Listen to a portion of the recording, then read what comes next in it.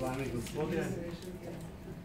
Dovolite mi, da vas v imenu Cankarjeve založbe najtopleje pozdravim na današnji tiskovni konferenci. Ta je, mislim, zadnja v naši založbi v tem koledarskem letu. Predstavljali pa bomo knjigo gospe Darinke Hladnik, avtorice, ki je napisala že vrsto knjig za odrasle in otroke, da ne govorim o njenem delu kot novinarke pri Dnevniku. Vsebinsko pa bo pogovor popestril svojimi razmišljanji dr. Matjaž Kmecel, ki je več kot pravi sogovornik, ko gre za tematiko pomembnih Slovencev in njihovega dela, življenja in dela. Morda bi za uvod samo nekaj generalnih podatkov v knjigi povedal. Knjiga seveda že z naslovom nakazuje na to, da gre za nekakšno za delo z področja biografike, z področja življenjepisov. To je tematika, kjer dobi človek kar malo treme, ko se je loti, in tako moram priznati, da tudi sam, ko smo začeli načrtovati tole knjigo, sem bil kar na trdnih, kako se bo stvar iztekla, kajti po eni strani nismo želeli nadaljevati neke tradicije biografskega leksikona ali leksikona osebnosti, ki smo ga izdali tudi na Mladinski knjigi. Skušali smo se približati načinu predstavitve ljudi, kakršnega velikokrat srečamo pri tujih založbah. To pa pomeni bolj esejistično, bolj sproščeno pisanje, ki pa mora vendarle, bi rekel, držati vodo.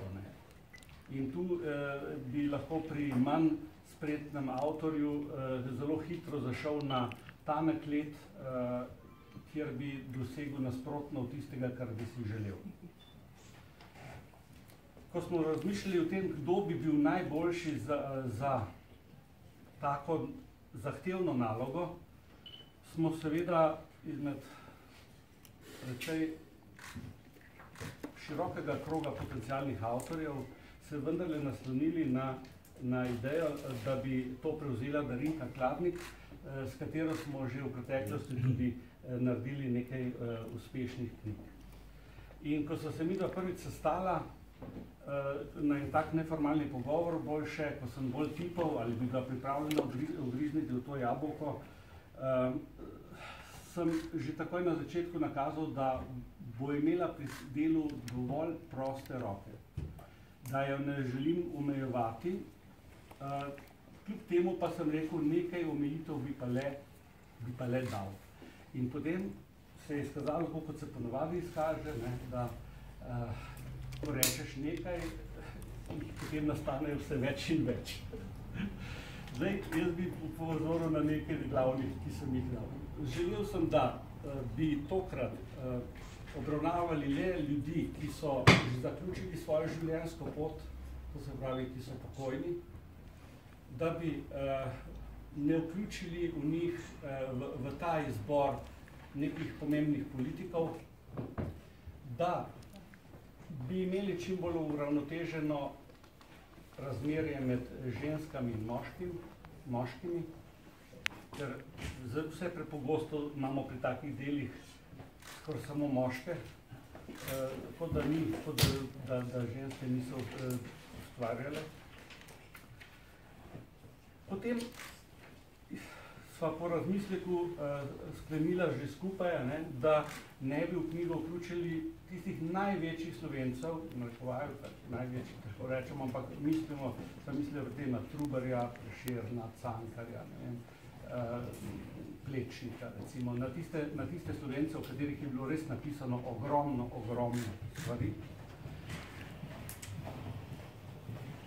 Ena stvar je bila tudi še v spredju, to je, da bi v knjigi predstavili Slovence, ki so pomembno seveda zaznamovali naš narod s svojim delom, da pa bi bili ti Slovenci s čim več področji ustvarjanja človeškega. To se pravi, da ne bi bili samo pisatelji, pesniki v neki veliki večini, da ponovadi rečemo, Slovenci smo narod pesnikov, a ne, potem imaš v eni taki knjigi lahko samo kulturne ustvarjalce, da bi imeli v tej knjigi tudi inženirje, zdravnike, vse vrste poklicev, da bi se tako bralci zavedali, kako veliko je bilo med nami naših prednikov, ki so pomembno vplivali tako na razvoj slovenskega naroda, kot tudi širše. Svoje pečate, neizbrisne pečate so pustili tudi v tujini, na vseh kontinentih tega sveta.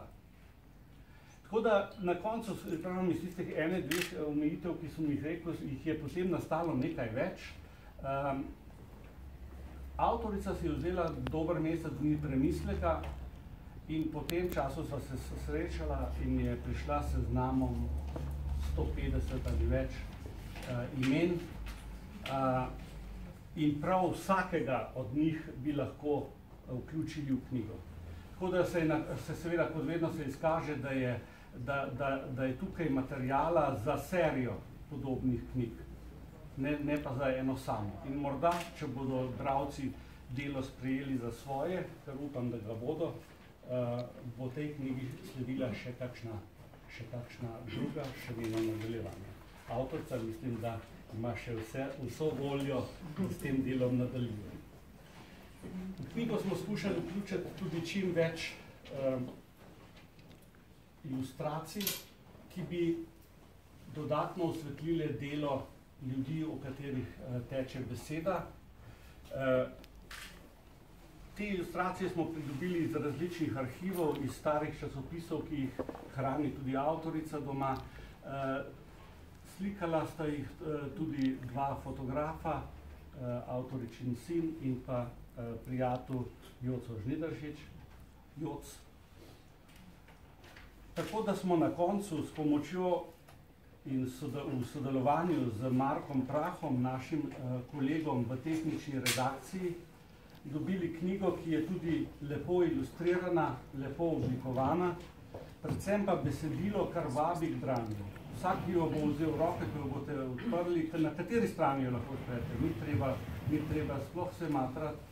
Na katerikoli strani jo boste odprli, boste zagrabili prvi stavek in ta vas bo potegnil pripoved.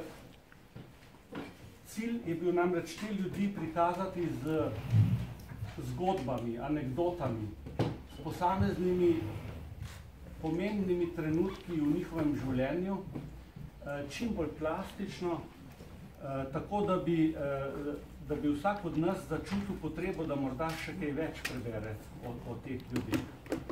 Avtorica je, kot vešča tiska besedil, delo opravlja, po mojem mnenju, izvrstno. In nastala je knjiga 77 portretov pomembnih Slovencev, nekatere poznate, veliko jih poznate, verjetno ali pa vsak bralec, ki jo bo vzel v roko, jih bo poznal. Pa morda ne bo pa poznal anekdote, ki se je zgodila v življenju osebe, o kateri je govor. Nekaterih ljudi pa tudi mi ne poznamo, ker so bodisi dlje časa delali v tujini, pustili tam velike korenine. Boste videli, imamo Slovence, ki so, ne vem, na znamkah Peruja, na perujskih znamkah, Slovence, ki so hodili po Aljaski in tako naprej. Vse povsod imamo ljudi, o katerih morda pri nas bledi spomin nanje, pa vendarle so se v svetovno zgodovino zapisali kot pomembni ustvarjalci, tudi recimo odkritelji novih stvari. S tem bi jaz mogoče na tem mestu sklenil tale mojo uvodno predstavitev in prosil dr. Matjaža Kmecla, ki je bil eden prvih bralcev te knjige in ki me je morda dan, dva potem, ko je prejel, poklical po telefonu s poročilom, da ga je knjiga zelo, zelo pritegnila in da jo z užitkom bere. Tako da se mi je tudi zaradi tega zdelo, da je fantastično, da imamo doktorja Kmeca danes v nami. Matjaž. Če je fantastično, ne vem, potem, kar si do sedaj povedal, bi lahko zdaj šli domov. Ker si ocenil in opisal, kar je treba bistvenega, tako rekoč. Darinko Hladnikovo seveda poznam že, poznava se že zelo dolgo, vsaj navidezno in tudi kot avtorica, zagotovo. Ampak to je verjetno, zdaj si bom mogoče preveč privoščil, pa vendarle za moj okus najboljša knjiga, ki je med temi zanimivimi knjigami, ki jih je pripravila, doslej izšla. Deloma tudi po zaslugi založbe, to moramo takoj priznati, z vso to tehnično opremo, z slikovnim gradivom, ki ga je gospa avtorica tudi prispevala k stvari in tako naprej. To je slikovito, duhovito, anekdotično pisanje. Včasih je bila utesnjena, recimo pri seriji 100 slovenskih. Tam so morali biti neki podatki osnovni, ena stran v bistvu, ena stran slika, ena stran teksta in tako naprej. Tu je imela odprte roke, tako rekoč, odprta vrata, vse je lahko zapisala in kar je pri tej knjigi še posebej privlačnega, je prav to, da je poskušala vse te portrete prikazati anekdotično, vsaj z manj znane strani. Tiste strani, ki je nismo navajeni, ki je lahko samo neke vrste zgodbičarstvo in tako naprej. In tako vsaka stran odkriva potem neke nove možnosti, da začneš razmišljati, kaj pa to, kaj pa ono. Recimo, Čop. Že dolgo je znana ta zgodbica o njegovi nevestici, kot se takrat imenovali v Ljubljani, Antonij Baraga, ker je bila od Jerneja Barage sestra, mlajša sestra, 6 let mlajša je bila, in je bila takrat 30. leta že 3 leta vdova. Takrat je potem pritegnila Čopovo zanimanje, ali pa je on pritegnil njeno zanimanje. In vse je trajalo kot neke vrste zgodba, dokler ni Čop tik pred tem, ko bi se morala tako rekoč že tudi formalno poročiti v Tonu Vesavi. To vemo, to zgodbo poznamo, to poznamo iz Prešernoslovja zagotovo. Ampak tisti hip je bila ta mlada vdova, 27 let stara, pred vprašanjem, kaj pa sedaj. In ravno takrat je njen brat Irenej odhajal malo kasneje v Ameriko in se je lepo priključila pod prvo streho, ki jo je imela na voljo. In je šla z njim k Gornjemu jezeru, Michiganskemu jezeru in tako naprej, in je odvajala indijance alkoholizma, misleč, da jih bo odvrnila, da jih bo ozdravila in tako naprej. To je brezupen primer, kot govoril še kakšen drug primer v tej knjigi, kot Bakovec. Ta Bakovec, ki je drugi po vrsti, je pustolovec na neki način, zrakovnika doma, šel je tja gor, potem ga zanesla na Aljaška in tam naprej in se je oženil. To je posebna zanimivost za Slovence, tudi za manj znane ali pa neznane Slovence. 3 žene je imel in vsaka iz druge človeške rase.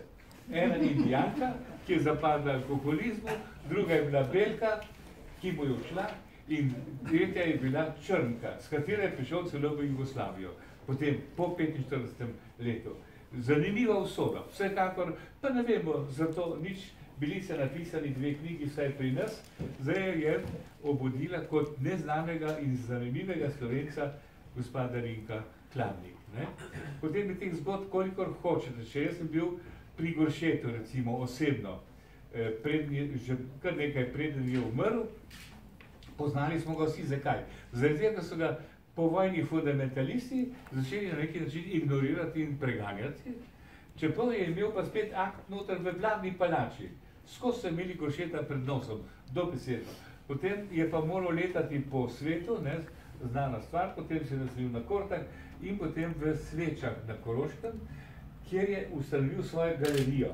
Tam je imel nekakšne slovenske propileje, sohe, znanih Slovencov, približno tako, kot je zdaj v knjigi povedano z besedami, je tam imel upodobljene, kiparsko, likovno in tako naprej. Bil je zelo zanimiv možaka, ritniško, še zmeraj mu je ostala ritniščina v govoru in njegova velika želja je bila, da bi na stara leta prišel domov. In smo začeli te stvari organizirati, da bi bil doma tukaj, magari v Sodrci, odkud je bil, ali pa v Ljubljani, kjerkoli že.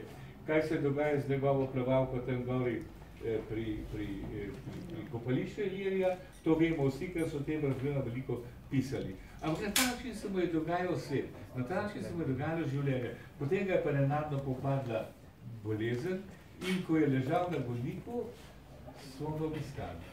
Sem bil tam, ko je umiral, dobesedno, pred tem. Ne? Tako da sem ga poznal tudi s te strani, osebno človeške. Potem recimo Anica in Emilijan Cevc, znamenit par ljubljanski. Emilijan dobrosrčen, da ne veš, kaj bi ob tem sploh še storil dobrega, lahko. Ančka, Anica Cevčeva je bila pa zelo stroga, zlasti kadar je šlo za strokovne stvari. In ob takšni priložnosti sem jo tudi spoznal, Emilijan sem poznal tako in tako. Ampak, ko so v Slovenj-Gradcu začeli neko akcijo, da bi postavili park svojih znamenitih mož in žena, ali žena in mož, so prišli tudi do tega, da je Bernekar njihov človek. In da bi tam veljalo postaviti v tem parku tudi kakšno Bernekarjevo skulpturo. In takrat so se spomnili, ker Bernekar pa ni veliko pustil za sabo, čeprav je bil sijajen kipar. Sijajen, dejansko. Kdor ne verjame, naj gre gledati Trubarja tjale zraven moderne galerije.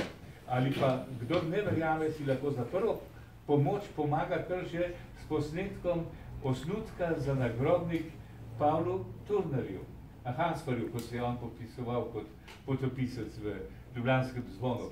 Ni bil kaj prida pisec za moje pojme. Bil pa sijajen mož, svetovljan, popotnik na vse konce in kraje po svetu. Bil je dobrotnik tudi, to o tem piše gospa Klavnikova tukaj v tej knjigi. Vse to je bilo, medtem ko Bernekar je ostal pa reven kot cerkvena miš. Dobil je vse konkurse, tako rekoč, za razne javne spomenike, naročila pa nobenega. In na koncu se ga je usmilil takratni ravnatelj Narodne galerije in je postal tako rekoč prebivalec Narodne galerije. Tam je imel prenočišče, preprosto. No, tukaj, če pogledate ta osnutek za Turnerjev nagrobnik, samo to, če ne marate drugega gledati, če se vam zdi to prenaporno, boste videli, kakšna sijajna reč je to bila za misel. Tam imate povešeno baklo in tako naprej, potem imate portret, ki ga drži sam Turner v rokah in tako rekoč, drugače pa mož, ki je padel na fronti življenja, ne Bog ne žive, ali bože, je tisto bilo rečeno pri Geigerju, ki je padel na tem, kot revež, slovenski revež, znamenit Slovenec kot revež tudi, kot je bilo kar nekaj. In tega je v tej knjigi, kolikor hočete, če imate potem te odvode, ki jih lahko sami iščete, opozorila so pa tukaj. In tega je, kaj pa bi zdaj lahko še kaj našteval, da se zadnje vsaj 12 od teh sem jih tudi osebno poznal od blizu ali od daleč, kakorkoli, že nekatere razmeroma zelo od blizu, nekatere pa zelo od daleč, ampak vsak je bil po svoje zanimiv.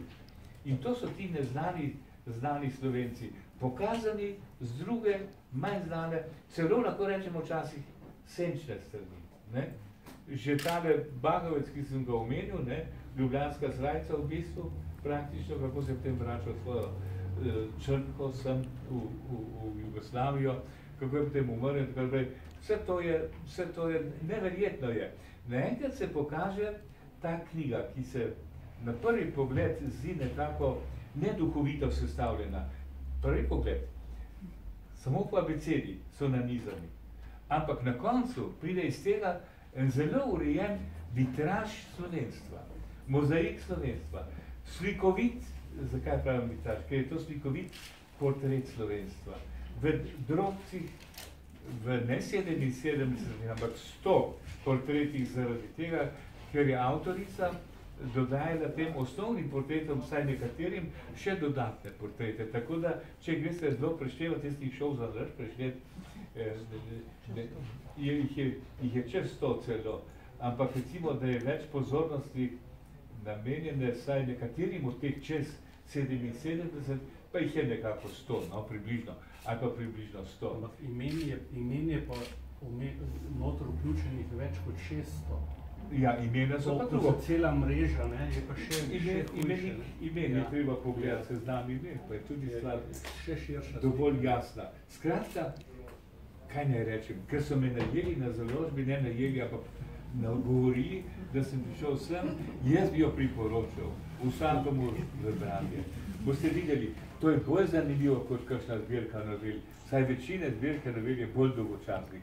To je 77 tekstov, ki so zanimivi tudi po literarni plati, po tem, kar je povedano pri teh rečeh. Čeprav jaz zelo cenim noveliste, vrhunske, jih je zelo malo.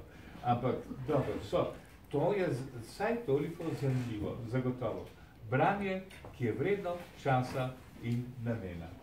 Koliko? Sem prav povedal? Hvala za lepe besede.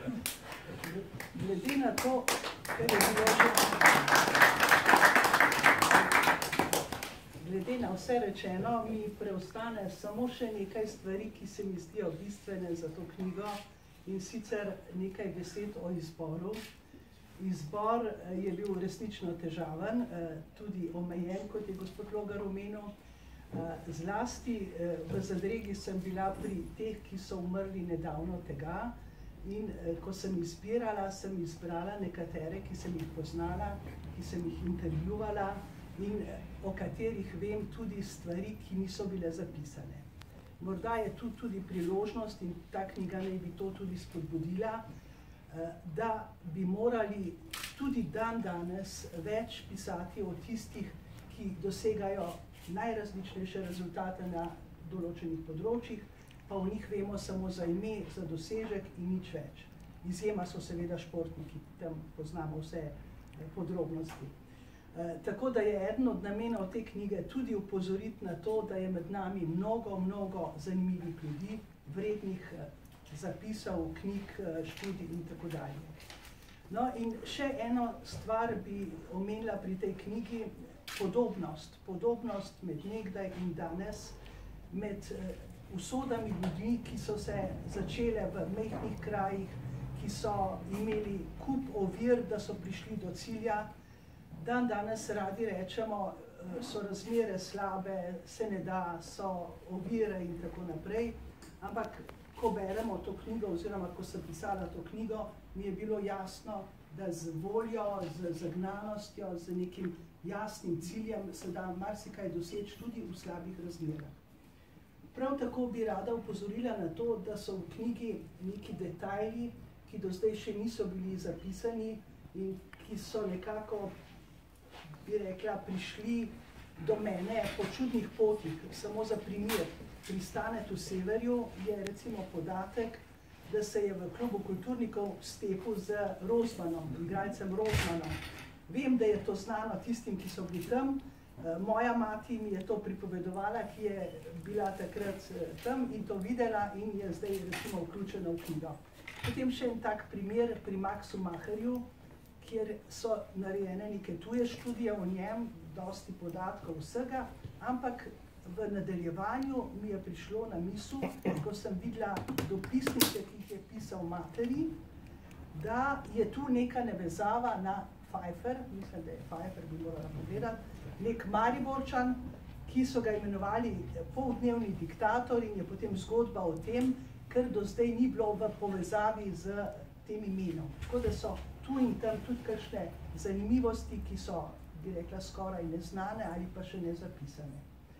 Knjiga naj bi zato tudi spodbujala recimo pisce, da ne pišejo samo o kakšnih pornozvezdah, pa o samooklicanih ustvarjalcih in podobno, ampak da brskajo tudi po življenju tistih, ki so ustvarili kaj zelo velikega. Recimo Marko Godina, dr. Marko Godina, sem ga osebno poznala, sem imela priliko spremljati njegovo delo. Ko pa sem iskala v enciklopedijah njegovo ime, ga ni bilo, kar se mi je zdelo nenavadno in nesprejemljivo.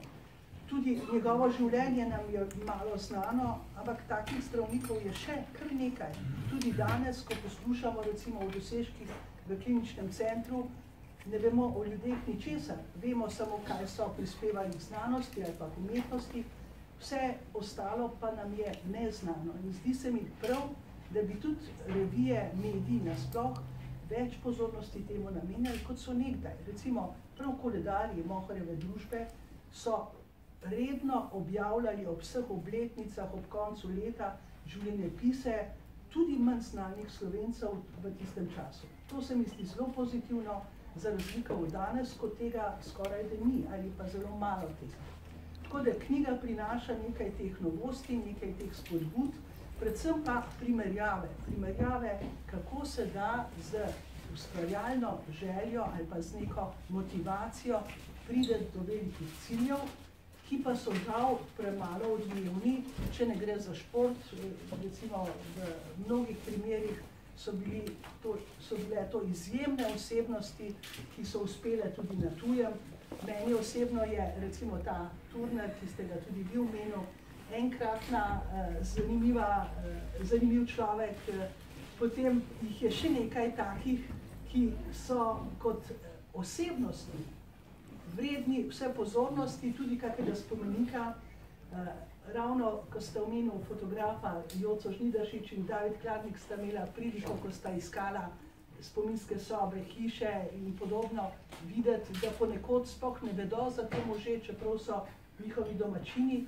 So pa tudi lepi primeri, recimo Regan v Gornji vasi je bil krasen spomenik nedolgo tega, tako da se tudi tu prebuja to zanimanje za ljudi iz določenih okolij, ampak mnogi so še neznani, premalo znani, prezrti in kot je gospod Logar rekel, gradiva je še za precej knjig in če bo prilika, bom z veseljem še katero napisala.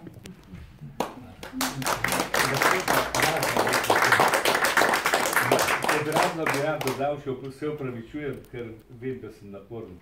Ampak kljub temu, od teh, recimo, je Ivan Kos zanimiva osebnost v Peterburgu. Eden najbogatejših Slovencev, ljudi v carstvu takrat, ki je sprejemal Aškerca, ki je sprejemal Jurčijev sošolc je bil. In ko so takrat bili kaznovani v gimnaziji, v liceju, kjer so se šolali, so pošiljali sošolci, med njimi Ivan Kos, ki je to organiziral, bil sjajen karikaturist, celo. Med drugim so organizirali dovažanje hrane, pa pijače, ki so bil noter v šolskem zaporu. Potem so pa seveda take finese in anekdote, ki v dostojno knjigo ne grejo. Recimo, prej smo omenili Antonijo Hepburn, Čopovo nevestico.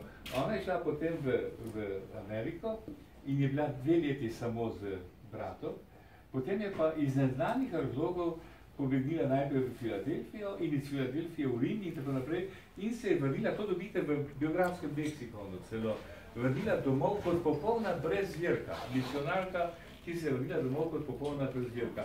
Neki znani slovenski germanist, ki je tam raziskoval te stvari, mi je pod strogo zaupno svoj čas povedal, da je verjetno prišlo do incestuitnega odnosa in tega ni prenesla. Bratom, tako rekoč. Grdo rečeno, ampak to so grde reči, ki niso niti dokazljive, ampak vendarle možne. In je to bilo tako. Potem Ivan Mrak. O Ivanu Mraku so vam povedali lahko njegovi sodobniki čudo Božje. Taras Kermauer, ki je bil sprva njegov občudovalec, je zelo rad pripovedal te stvari. Recimo, slovesen sprejem pri kaj je bil takrat šef, Banovinski pri Banu, in so vsi bili slovesna dvorana v pričakovanju, kdaj se bo kaj slovesnega zgodilo. Ta Mrak je postal na srednji in je za nalaž spustil veter od sebe, zelo glasen. Tako da je cela dvorana bila potem zgrožena, kaj pa je zdaj s to rečjo.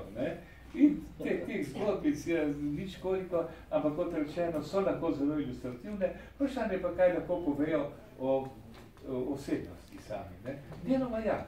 Ne pa kaj dosti tehnega. Ampak to je samo še kot privesek in kot črpa.